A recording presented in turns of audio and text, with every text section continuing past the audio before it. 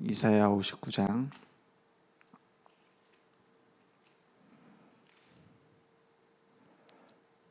21절입니다.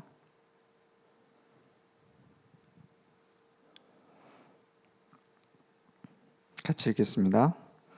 여호와께서 이르시되 내가 그들과 세운 나의 언약이 이러하니 곧 내 위에 있는 나의 영과 내 입에 둔 나의 말이 이제부터 영원하도록 내 입에서와 내 후손의 입에서와 내 후손의 후손의 입에서 떠나지 아니하리라 하시니라.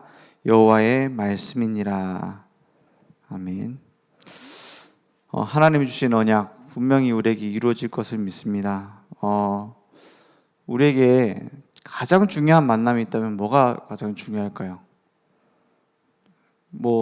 남편을 잘 만났다. 굉장히 큰 축복이죠. 우리가 좋은 회사를 만났다. 심지어는 내가 좋은 취미를 가지게 됐다. 이런 거 하나하나가 다 큰 축복입니다. 그런데 그 중에 가장 큰 축복이 뭐냐? 복음을 알게 해주는 사람과의 만남입니다.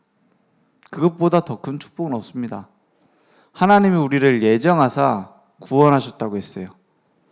창세 전에 영세 전에 우리를 구원하실 것을 말씀하셨고, 이사야 43장 1절에 보니까 내가 너를 지명하여 불렀나니 너는 내 것이다 했어요. 지명이라는 건 이름을 불렀단 말이죠. 하나님은 그 정도로 정확하고 세밀하게 우리를 구원하셨습니다. 근데 그 중에 중요한 축복이 뭐냐? 내게 이 복음을 알게 한 그 사람이 어떤 사람인지에 따라서 우리의 색깔이 결정이 됩니다.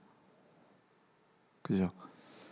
처음으로 복음을 알게 됐는데 막 신비주의하는 교회다. 그럼 어떻게 합니까? 나도 막 방언받기 위해서 몸부림쳐야 돼요. 그죠? 안 받으면 구원 못 받은 것처럼 얘기하잖아요. 물론 교리상 그렇게 얘기는 안 하는데 신앙생활을 그렇게 하잖아요. 그리고 막 뭔가 열심히 해야지만 구원이 있는 것처럼, 그리고 모든 우리의 살아가야 되는 방향도 그런 게 다인 것처럼 얘기하잖아요.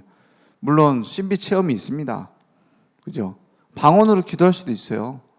우리가 깊은 단계에 딱 기도하다 보면은 내가 하는 기도 아닌데 막 자꾸 나오는 기도 있잖아요. 그렇게 될 수도 있습니다. 근데 그게 구원의 기준이거나 응답의 기준은 아닙니다. 그죠? 근데 그런 기준을 가진 교회에서 신앙생활을 시작했다. 그러면 계속 그것 때문에 힘들어야 돼요. 뭔가 허전하고요. 그게 좀 잘 안 되면 뭔가 안 되는 것처럼 보이고요. 또 반대로 막 율법적인 그 사람이 나에게 복음을 전해줬다. 그럼 어떻게 됩니까? 계속 죄책감에 시달려야 됩니다. 뭔가 안 되는 그걸 막기 위해서요. 그걸 뭔가 해소하기 위해서요. 그게 계속 되면 어떻게 됩니까? 자기 자신이 죽어버려요. 그래서 모든 사람을 죽이는 겁니다. 김 집사가 그랬다더라. 그런 얘기밖에 할 게 없어요. 세계복음하고 갈 수도 없습니다. 237 현장 볼 수가 없어요. 왜냐? 지금 당장 내가 죽겠는데요. 그리고 막 인본주의 쓴다. 인본주의 쓰면 어떻게 됩니까? 이제 신앙생활도 아니에요. 그냥 사람 바라보고 가는 거죠. 우리 정확한 복음을 알고 세계복음화 해야 된다라는 그 언약이 내게 담겼다. 그런 사람을 통해서 복음 들었다. 그것 자체로 끝입니다. 맞죠? 우리는 다 받아놓고 더 원하는 게 많아요. 그죠? 막 10평짜리 아파트 살다가 20평으로 이사 갔다. 30평 가고 싶어요. 그래야 막 좁다 합니다. 그래 될 수 있다니까요. 그래 놓고 한 50평 갔는데도 저기 100평 사는 사람 보이거든요. 그러니까 자기들 서민이라 하잖아요. 여기 주변에 좋은 집 아닙니까? 사실 대한민국에서. 그래도 자기들 서민이라 생각한다니까요. 정수기 설치해주는 여사님이 와가지고 얘기하는데 다 여기 주변에 막 10억, 20억씩 사는데도 다 자기들 서민이라는데 그럴 수밖에 없을 겁니다. 왜냐? 마음이 서민이거든. 채워지지 않는 걸 뭘로 채웁니까? 결국에는 최고 정점에 올라가도 허무합니다. 그래서 청담동 이런데 대한민국에서 제일 이제 뭡니까? 많은 자산을 가진 사람들이 모여갖고 그 카페 같은 데 빌려가지고 하루 종일 점친내잖아요. 무당 불러가지고. 고급 무당이죠. 불러가지고 이제 하루 종일 자기 운세 듣는 거예요.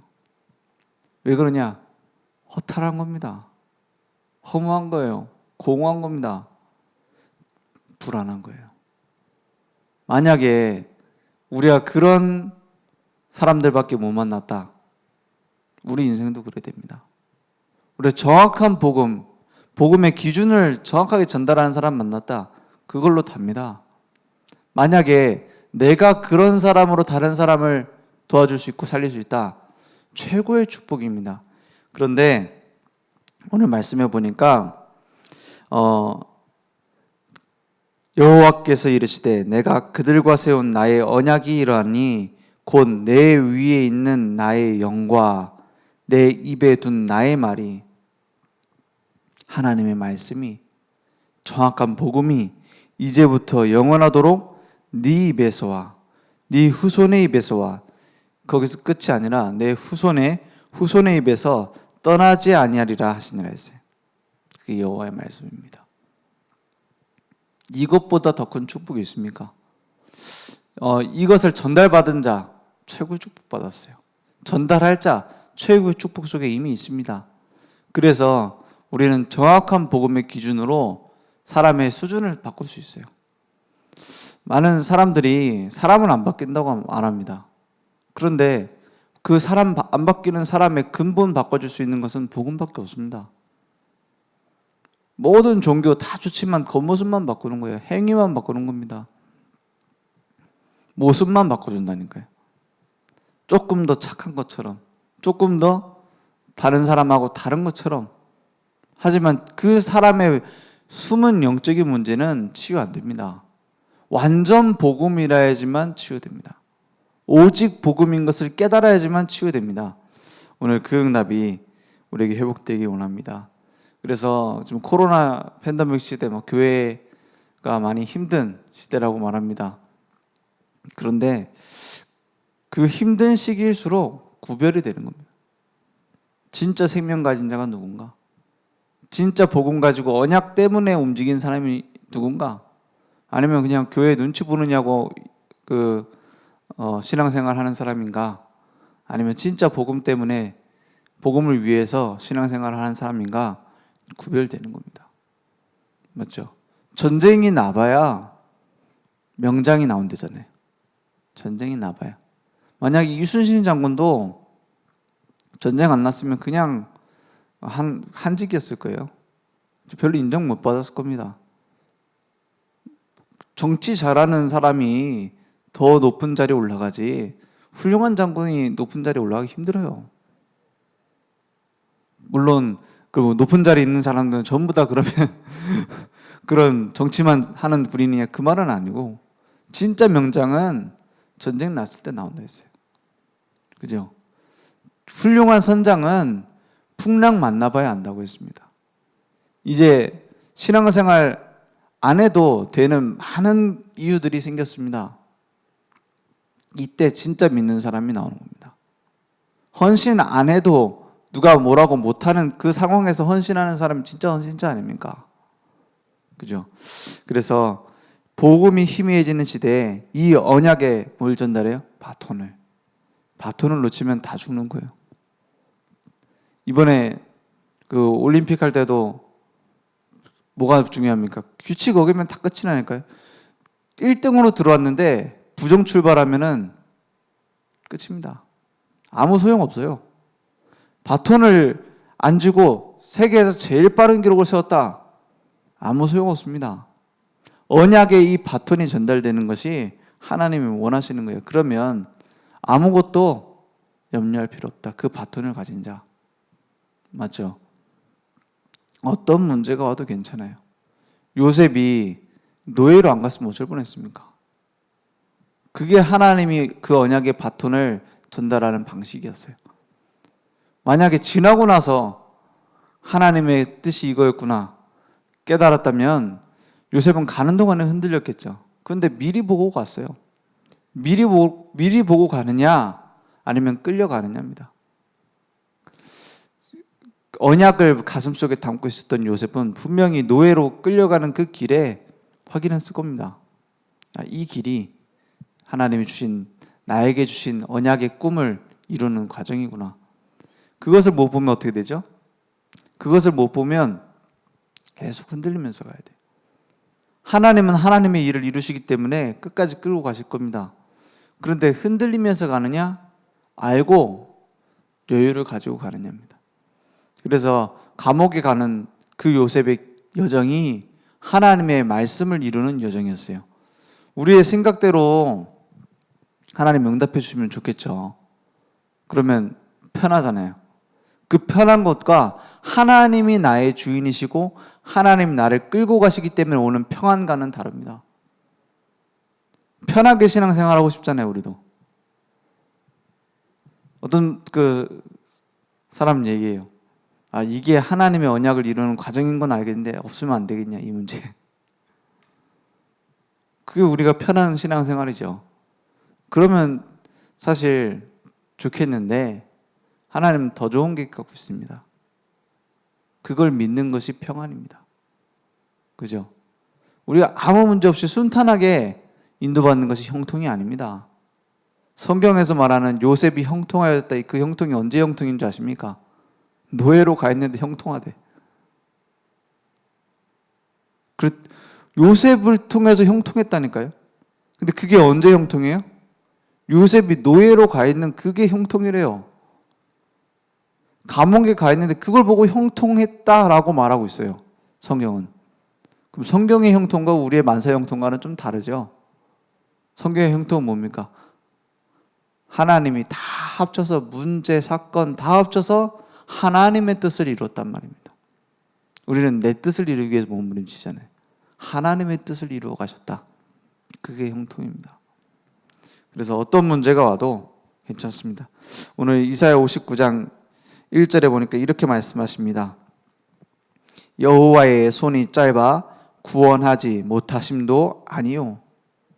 그 문제 해결 못 해주는 게 하나님의 능력이 부족해서 그런 게 아니라니까요.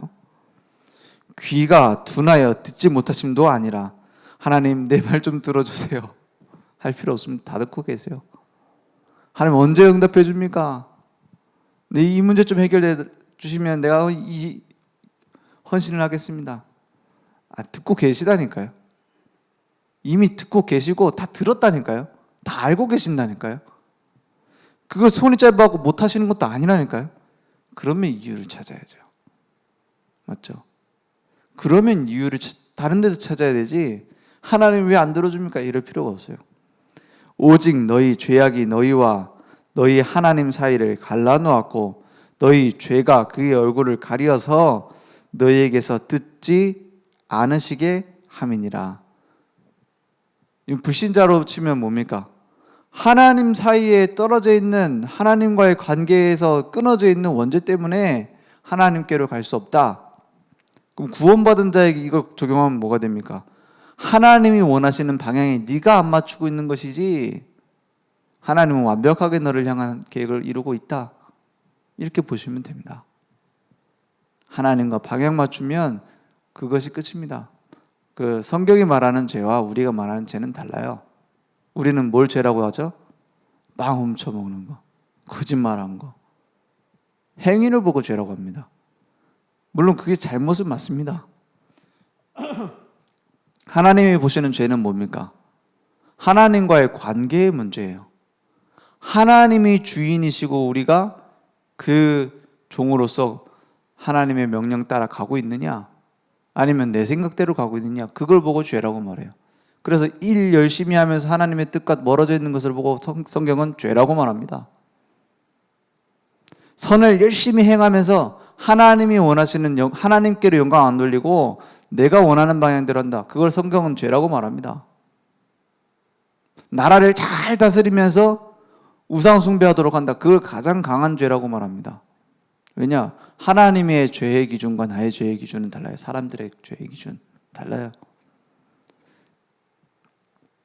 그래서 하나님과 방향 맞추면 모든 응답은 따라오게 되는 겁니다. 그 너희 죄악 때문이다 했어요. 이것을 해결하는 유일한 길은 오직 그리스도입니다. 나를 위해서 십자가에서 어린 양이 털을 깎임과 같이 아무 말하지 아니하시고 나의 죄를 위해서 십자가에 죽으신 그 그리스도, 죽음의 권세를 이기고 부활하신 그 그리스도, 그분이 우리의 모든 죄를 해결했습니다. 그래서 우리가 이제 망할 수밖에 없는 상태에 있었죠. 너희 손이 피에, 너희 손가락이 죄악에 더러워졌으며 너희 입술은 거짓을 말하며 너희 혀는 악독을 내밀어 공의대로 소송하는 자도 없고 진실하게 판결하는 자도 없으며 허망한 것을 의뢰하며 거짓을 말하며 악행을 잉태하여 죄악을 낳으며 독사의 알을 품으며 거미줄을 짜나니 그 알을 먹는 자는 죽을 것이요 그 알이 밟힌즉 터져서 독사가 나올 것이니라. 계속 뭘 얘기하죠? 불가능을 얘기합니다. 우리가 이런 죄악 가운데에서 모든 사람이 죄를 범하였으면 하나님의 영광에 이르지 못하더니 그 상태에 있었던 우리를 말합니다. 선을 행하려고 하지만 선이 될 수 없는 그 상태를 말하는 겁니다. 하나님을 떠나 있는 인간은 무덤 속에 있는 시체와 같습니다. 스스로 걸어 나올 수도 없고 집에 돌아갈 수도 없어요. 이게 죄의 상태입니다. 그걸 해결할 수 있는 유일한 답은 예수가 그리스도라는 그 답입니다. 그래서 어떤 사람이 구원받은 사람입니까? 영접하는 자, 곧 그 이름을 믿는 자들에게는 하나님의 자녀가 되는 권세를 주셨으니 사람이 마음으로 믿어 의에 이르고 입으로 시인하여 구원에 이르니라 했어요. 오늘 그 그리스도가 내게 구주로 부딪혔다면 그분이 나의 주인 되면 됩니다. 그게 모든 기도 응답의 시작이고 사람 살리는 응답의 시작입니다. 그래서 오늘 말씀처럼 이 정확한 복음, 나의 기준이 바로 서면 자녀들은 살아나요. 그럼 바로 바뀝니까? 더 헤매도 돌아올 수도 있어요. 그건 하나님의 뜻과 계획입니다. 그거는 하나님이 하시는 것이지 내가 하는 게 아닙니다. 물론 길을 알려줄 수 있어요. 그런데 그 길을 성취하시는 분은 누구시죠? 하나님이십니다. 우리가 내 마음대로 할 수 있는 건 아무것도 없습니다. 우리 자녀들한테도 그렇게 얘기하잖아요. 네가 렘넌트인데 네가 복음 엘리트인데 이래 좀 응답 받아야 되지 않냐? 잘 안 돼요. 근데 잘 생각해 보세요. 나 자신도 내가 마음대로 못 하잖아요. 나도 내 마음대로 나를 못 하는데 자녀를 어떻게 내 마음대로 합니까? 하나님 뜻대로 되겠죠. 그래서 기도하는 겁니다. 그래서 하나님께 기도하고 있으면 이런 응답이 온다 했습니다. 내 입에서와